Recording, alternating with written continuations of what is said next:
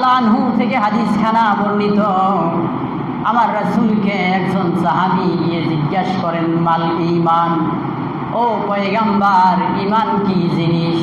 আপনারা জানেন ঈমান কি জিনিস?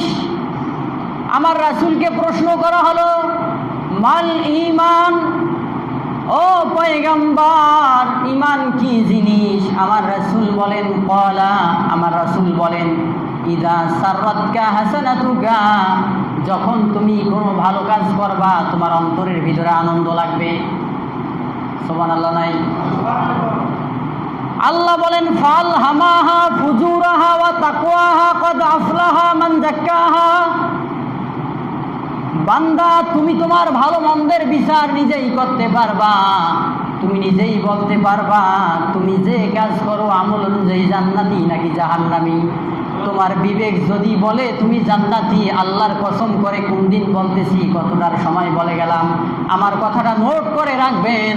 আপনার বিবেকের আদালতে বিচার দিয়ে গেলাম, আপনার বিবেক যদি বলে আপনি জান্নাতি, আপনি জান্নাতি। বিবেক যদি বলে আপনি জান্নাতি, তো আপনি জান্নাতি, কেউ ঠেকাতে পারবে না, শুধু আল্লাহ ছাড়া।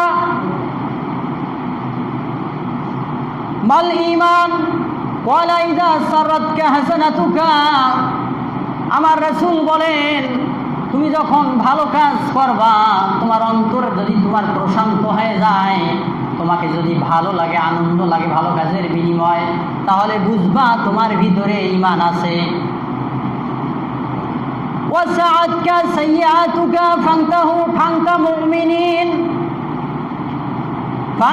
মুমিনুন, আর যখন কোনো বান্দা অন্যায় কাজ করবে, খারাপ কাজ করবে, অশ্লীল কথা বলবে, বলার পর যদি ওই বান্দা অনুতপ্ত হয়ে যায়, আহারে কেন এই কাজটা করলাম, আমার বড় অপরাধ হয়ে গেল, ভুল হয়ে গেল, বেয়াদবি আমার হয়ে গেল, ফানতা মুমিনুন, নবীজি বলেন, যার ভিতরে এই দুইটা গুণ থাকবে ওই লোকটা মুমিন।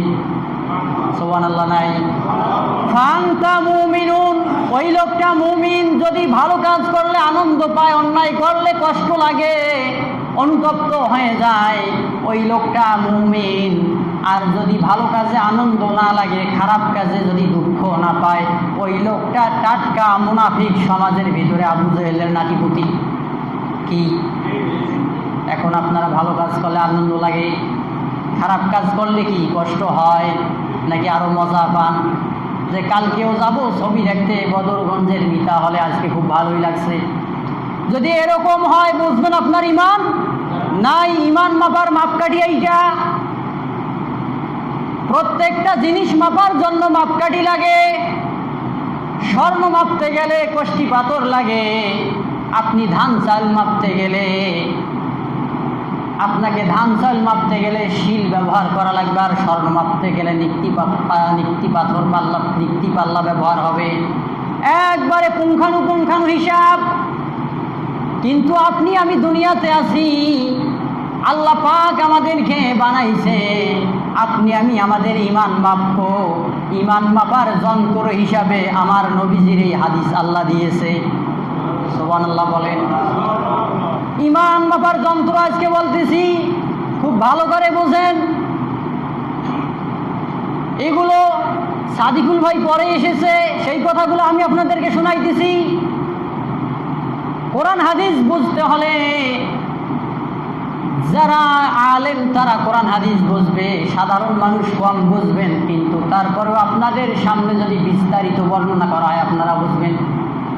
হয়তোবা জানেন না যে ঈমান মাপার কোনো যন্ত্র আছে কিনা, আমি যে মুমিন যন্ত্র আছে কি নাই। মুমিন মাপার যন্ত্র আছে, ঈমান মাপার যন্ত্র আছে, মুনাফিক মাপার যন্ত্র আছে না নাই? মুনাফিক মাপার যন্ত্র আমার আল্লাহ হাদিসে দিয়েছে 4টা। কয়টা? মুনাফিকের যন্ত্র হয়েছে মুনাফিক, ওকে মাপার জন্য 4টা জিনিস আছে হাদিসে। আর মুমিন মাপতেছে আজকে। তাহলে ওয়ালা ইয়া রাসূলুল্লাহ, লোকটি আবার প্রশ্ন করেন, ইয়া রাসূলুল্লাহ ফামাল ইসমু, পাপ কি জিনিস? এখন পাপের বিষয় এসে গেল, আমার রাসূলকে প্রশ্ন করলেন ফামাল ইসমু, পয়গম্বর পাপটা আসলে কি জিনিস আমি একটু বুঝতে চাই। আমার রাসূল বলেন ক্বালা ইযা হালাকা ফি নাফসিকা শাইউন ফাদাআহু।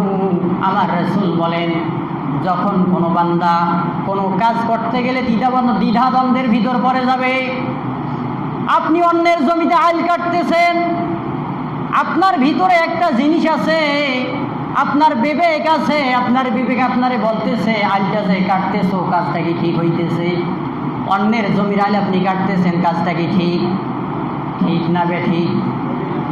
কি ব্যাপার, ঘুমাইছেন আপনারা? অন্যের জমির আইল কাটা ঠিক না বেঠিক?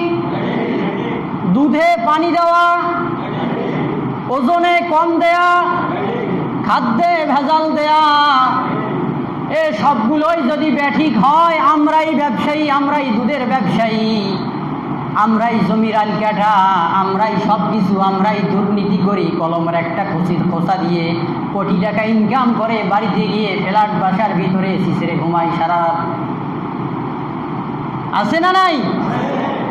তাহলে আমরাই সব করতেছি।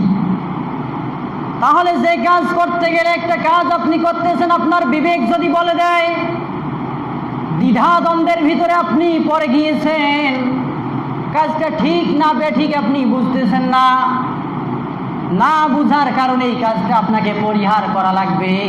কিন্তু পরিহার না করে যদি এই কাজটা আপনি করেন, আমার রাসূল বলতেছে এই সন্দেহজনক কাজ করাটাই হচ্ছে পাপ। কি?